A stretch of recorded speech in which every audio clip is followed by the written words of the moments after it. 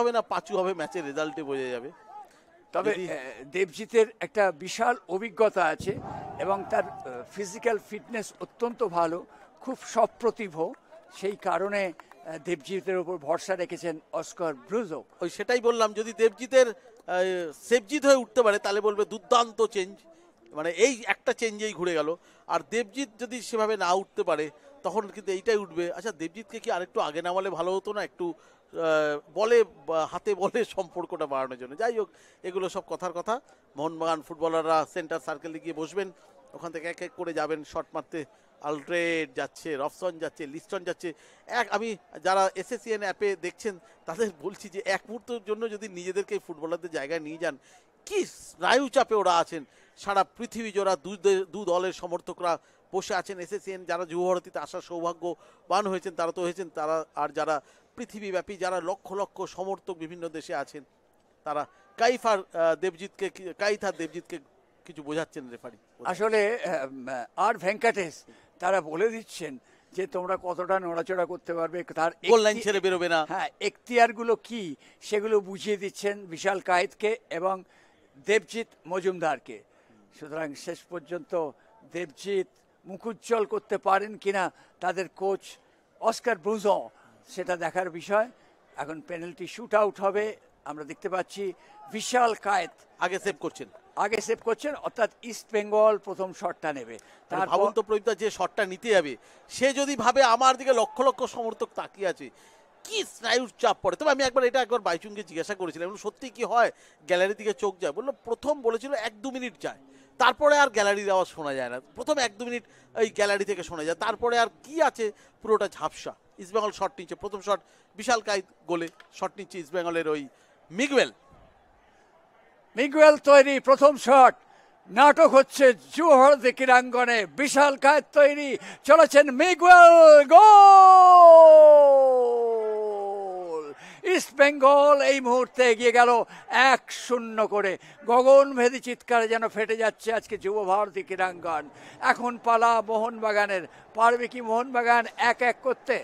প্রথম গোল চাপিয়ে দেওয়াটা কিন্তু আরও স্নায়ুর চাপে ফেলে দেওয়া হয় অপোনেন্ট টিমের ফুটবলারদের। অর্থাৎ এবার যে মোহনবাগান শট নিতে যাবে সে কিন্তু জেনে যাবে আমি 1 গোল ডাউন আছি, অর্থাৎ আমাকে যেতে হবে রফসান মিগুয়েলের বদলা রফসান, মিগুয়েলের জবাব রফসান, ব্রাজিলের জবাব ব্রাজিলিয়ানের জবাব ব্রাজিলিয়ান।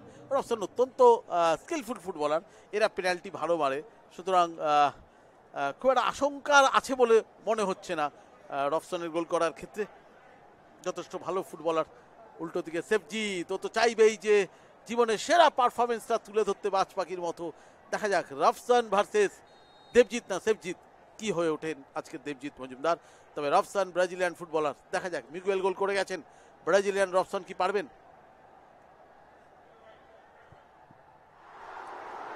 গোল, কিন্তু দেবজিৎ কিন্তু চলে গিয়েছিল লাইনে। প্রদীপদা, দেবজিৎকে যে কারণে নামানো একদম কিন্তু লাইনে বডিটা ফেলে দিয়েছিল। তবে এতটা ওই বলে যে টেকনিক্যাল ভাষায় যদি আপনি সাইড নেটে মারেন কোমরের নিচ থেকে বল আটকানো মুশকিল, যে কারণে দেবজিৎ কিন্তু শরীরটা একই দিকে চলে গিয়েও ঝাঁপিয়েও কিন্তু বাঁচাতে পারলেন না, এতটা ডাউন ছিল কোমরের নিচে এবং সাইড নেটে। অর্থাৎ ইস্টবেঙ্গল 1 মোহনবাগান 1। তবে দেবজিতের তীক্ষ্ণতাটা কিন্তু বোঝা গেছে, যেভাবে শরীরটাকে ছুঁড়ে দিয়েছিলেন বলটিকে সেভ করতে গিয়ে। যাই হোক, জমে গেল নাটক 1-1। এবার কিন্তু ইস্ট বেঙ্গলের পালা, দেখা যাক ইস্ট বেঙ্গলের হয়ে শট নেবেন কে। ওদিকে বিশাল কায়েত, তিনি কিন্তু এই মুহূর্তে দাঁড়িয়ে রয়েছেন। কেভিন যাচ্ছে শট নিতে, ব্রাজিলের পর আর্জেন্টিনা। সুতরাং দেখা যাক, Latin America 2 footballer, Brazilian footballer goal করেছে। আর্জেন্টিনা কি পারবে? গোল, অসাধারণ, উল্টো দিকে বিশাল কায়েতকে ফেলে গোল করে চলে গেলেন আর্জেন্টিনার কেভিন, ইস্টবেঙ্গলের স্টপার। অর্থাৎ ইস্টবেঙ্গল 2 মোহনবাগান 1। নিঃসন্দেহে এই মুহূর্তে ইস্টবেঙ্গল 2-1 গোলে এগিয়ে গেল। দেখুন কেভিন যেভাবে শটটা নিয়েছিলেন, বিশাল কায়েতের কোনো জবাব ছিল না এর। Under pressure Mohun Bagan. Debjit first গোলটার সময় রফসানের যেভাবে ডান দিকে শরীর ঝাঁপিয়েছিল, মনবীর কি চাপে। দেখা যাক মনভীর সিং গোল করতে পারেন কিনা। মনভীর গোল করলে 2-2 হয়ে যাবে। চলেছেন মনভীর, শট এবং গোল। এক্ষেত্রে কিন্তু মনভীর সিং উল্টো দিকে ফেলে দিয়েছিলেন দেবজিৎ মজুমদারকে, যার ফলে 2-2। সুতরাং কেউ কাউকে ছাড়বার পাত্র না। অসাধারণ গোল করেছে মনবীর, একদম দেবজিৎকে উল্টো দিকে ফেলে কিন্তু গোলটা করেছে, মানে ফলসটা দারুণ দিয়েছে, মানে দেখিয়েছে এদিকে মারবে করে দেবজিৎ বাঁদিকে ঝাঁপিয়েছে, তাহলে কিন্তু ফার্স্ট পোস্টে মেরে দিয়েছে। অর্থাৎ 2-2। এখন ইস্টবেঙ্গলের শট, দুটো করে শট হয়েছে, প্রত্যেকেই গোল করেছে ইস্টবেঙ্গলের নাওরেম মহেশ সিং শট নিতে যাচ্ছেন ইস্ট বেঙ্গলের হয়ে। ওদিকে বিশাল কায়েত তৈরি, বিশাল কি বিশালত্ব দেখাতে পারবেন, চলেছেন মহেশ নাওরেম সিং। গোল! আরো একটি গোল হয়ে গেল, যার ফলে 3-2 গোলে এগিয়ে গেল এই মুহূর্তে ইস্ট বেঙ্গল। মহেশ কিন্তু জয় শটটা দেখুন, বিশাল কিন্তু ঠিক জায়গায় কিন্তু বডিটা ফেলে দিয়েছিল রোহিতদা। ফুটবলাররা কিন্তু দুটো ক্ষেত্রে দেখা গেল দেবজিৎ এবং বিশাল কায় ঠিক দিকেই ঝাঁপিয়েছে, কিন্তু এত নিখুঁত শট যে কিছু করার থাকে না। দেখে লিস্টন কোলাসো, তার উপর দায়িত্ব পড়েছে গোলটি পরিশোধ করায়, অর্থাৎ 3-2 গোলে আপাতত ইস্ট বেঙ্গল এগিয়ে।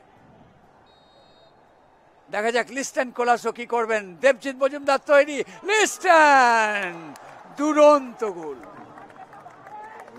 নির্দিষ্ট সময়ের ম্যাচে লিস্টনের কাছ দিয়ে ঝলকটা দেখা গেলেও অসাধারণ কিন্তু টাইব্রেকারটি মারলেন তিনি। দেখুন দেবজিৎকে একদম বোকা বানিয়ে গোল করে দিয়েছেন লিস্টন কোলাসো, 3টে স্টেপে গোলটা করলেন, অসাধারণ একদম কপি বুক পেনাল্টি শট যেটাকে মারা বলে সেটাই মারলেন। বিশাল কায় তার বিশাল হাতে কি মোহনবাগানের জয় এনে দিতে পারবেন, সেটাই এখন কোটি টাকার প্রশ্ন। যাচ্ছেন জয় গুপ্তা। জয় গুপ্তা কি করবেন? জয় গুপ্তা কি জয় ইস্ট বেঙ্গল করতে পারবেন? এই মুহূর্তে 3-3, 4-3 কি এগিয়ে যাবে ইস্ট বেঙ্গল, না বিশাল কায়েত? বিশাল কায়েত, এবং বিশাল কায়েত বিশ্বস্কন্দ হয়ে উঠেছিলেন, যে কারণে এই মুহূর্তে খেলার ফলাফল 3-3, এবং জয় গুপ্তা কিন্তু মিস করলেন এই ডার্বি ম্যাচে, এবং এই মুহূর্তে নায়কের ভূমিকায় বিশাল কায়েত। বিশাল কায়েতের হাত দুটি এত বিশাল আকার হয়ে গিয়েছে একদম, মানে দেখুন বলটা কেন সেভ হয় এই টাইব্রেকার শটে। যে কটা গোল হয়েছে নিয়ম হচ্ছে কোমরের নিচে সাইড নেটে মারা, এটা দেখুন সাইড নেটে মারেনি, যে সাইড নেট দিয়ে অনেকটা যেহেতু ইনসাইডে গেছে বিশাল কায়েত কিন্তু ধরে ফেলেছে। এর পেছনে অন্য কোনো বিজ্ঞান নেই, এটা একদমই ব্যাকরণগতভাবে ভুল মেরেছে। হয় তুমি কাঁধের উপরে আপার নেটে মারো, সাইড নেটে আপার নেটে, আর নয় কোমরের নিচে সাইড নেটে মারো। যেহেতু একটু ইনসাইড করেছে বিশাল কায়েত, কিন্তু অভিজ্ঞ গোলকিপার প্রচুর গোলের মাপে পেনাল্টি সেভ করেছেন। এবার দিমিত্রি পেত্রাতোস মোহনবাগানের জন্য। দিমিত্রি পেত্রাতোস তৈরি, এগোবে কি মোহনবাগান? গোল! দুরুও কোণ দিয়ে বল ঢুকিয়ে দিলেন তিনি, যার ফলে এই মুহূর্তে মোহনবাগান প্রথমবার 4-3 গোলে এগিয়ে গেল। দিমিত্রি পেত্রাতোস সাধারণত মিস করেন না কখনো পেনাল্টি, কামিংসও তাই, কিন্তু আজকে কামিংস মিস করেছেন। এগিয়ে গেল ফুল প্রেসারে ইস্ট বেঙ্গল। লাস্ট শট দিতে পারলে ওয়েট করতে হবে মোহনবাগানের ফুটবলের শট মারার দিকে, না হলে কিন্তু বিপদ। এবং মারতে আছেন কে? জাপানি হিরোশি। তিনি কি বোমা হয়ে আছড়ে পড়বেন, না বোমা ভেজা বোমা হবে সেটা দেখা যাবে। অর্থাৎ লাস্ট শট হিরোশির ইস্ট বেঙ্গলের জন্য, যে তিনি ইস্ট বেঙ্গলকে এখনো অক্সিজেন দিয়ে রাখতে পারবেন, না অক্সিজেনের নলটি খুলে নেবেন, এই শটের উপর তাকিয়ে আছে লক্ষ লক্ষ ইস্টবেঙ্গল সমর্থকরা সারা পৃথিবী জুড়ে। এই একটি মাত্র শট যে আজকে শিল্ডের ভাগ্য নির্ধারণ করবে। হিরোশি শট এবং অসাধারণ গোল, অসাধারণ গোল। অর্থাৎ মোহনবাগানের লাস্ট শটের দিকে কিন্তু এখন তাকিয়ে থাকতে হবে এই শিল্ডের ভাগ্য নির্ধারণ। অর্থাৎ 125তম শিল্ড মোহনবাগানের ঘরে যাবে, না এখনো খেলা চলবে আবার টাইব্রেকার সাডেন ডেথ, সেটা নির্ভর করবে। গোল হলে মোহনবাগান ট্রফি নিয়ে শিল্ড নিয়ে চলে গেল, ঐতিহ্যবাহী তার আইএফএ শিল্ড। অর্থাৎ শিল্ড এবং মোহনবাগান কিন্তু অঙ্গাঙ্গিকভাবে জড়িত, ইতিহাসের সঙ্গে জড়িত। এবার নির্ভর করবে মোহনবাগানের এই লাস্ট শটটার উপর। দেশ যখন প্রথম স্বাধীন হয়, স্বাধীনতার পর মোহনবাগান 1947 সালে শিল্ড চ্যাম্পিয়ন হয়েছিল ইস্ট বেঙ্গলকে হারিয়েই, এবং কালে কালক্রমে কিন্তু এই দুটি দল। মেহতাব সিং শট নেবার জন্য তৈরি, 4-4। যদি মেহতাব গোল করতে পারেন তাহলে কিন্তু 125তম আইএসপি শিল্ড মোহনবাগানের ঘরে যাবে। দেবজিৎ কি প্রতিবন্ধকতা সৃষ্টি করবে? চলেছেন মেহতাব তৈরি, দেবজিৎ, সবার দৃষ্টি রয়েছে ওই গোলের দিকে। মেহতাব গোল!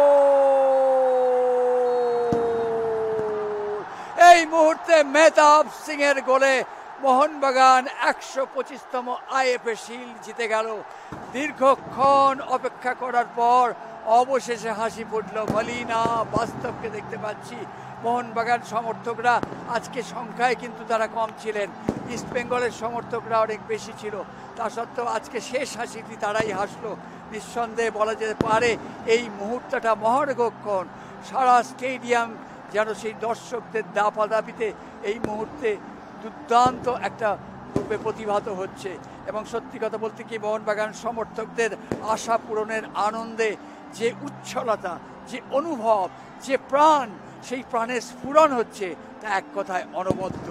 এটাই হয়। অপরদিকে ইস্টবেঙ্গল সমর্থকদের আশাভঙ্গের বেদনায় তারা মর্মাহত। ফুটবলে তো এটাই শিখিয়েছে। তবে এটা সময়ের ব্যাপার, আবার খেলা হবে, কেউ একবার জিতবে, কেউ একবার হারবে। পারস্পরিক সম্প্রীতি, শ্রদ্ধা ও সহমর্মিতার বার্তাবাহক হলো ফুটবল। সুতরাং ফুটবলকে সেইভাবেই নিতে হবে। তবে আজকে জিতলো মোহনবাগান। মোহনবাগান 125তম আইএফএ শিল্ড জিতে গেল শেষ পর্যন্ত টাই ভেঙে। তবে প্রদীপদা, যে কোনো জয় জানেন তো যাবতীয় সমস্যার সমাধান করে দেয়। একটা জয়, এই যে সাম্প্রতিক যে মোহনবাগান সমর্থকদের ক্ষোভ বিতর্ক তৈরি হয়েছিল, তা কিন্তু দেখবেন আজকের পর দিয়ে সব মিশে যাবে। কারণ জয়, সমর্থকরা মাঠে আসেন জয় দেখতে, একটা জয় যাবতীয় কিন্তু সমস্যা বিতর্ক সব কিছু দূরে সরিয়ে দেয়। যেরকম আমরা আজকে ইস্টবেঙ্গল, সত্যি ইস্টবেঙ্গল কিন্তু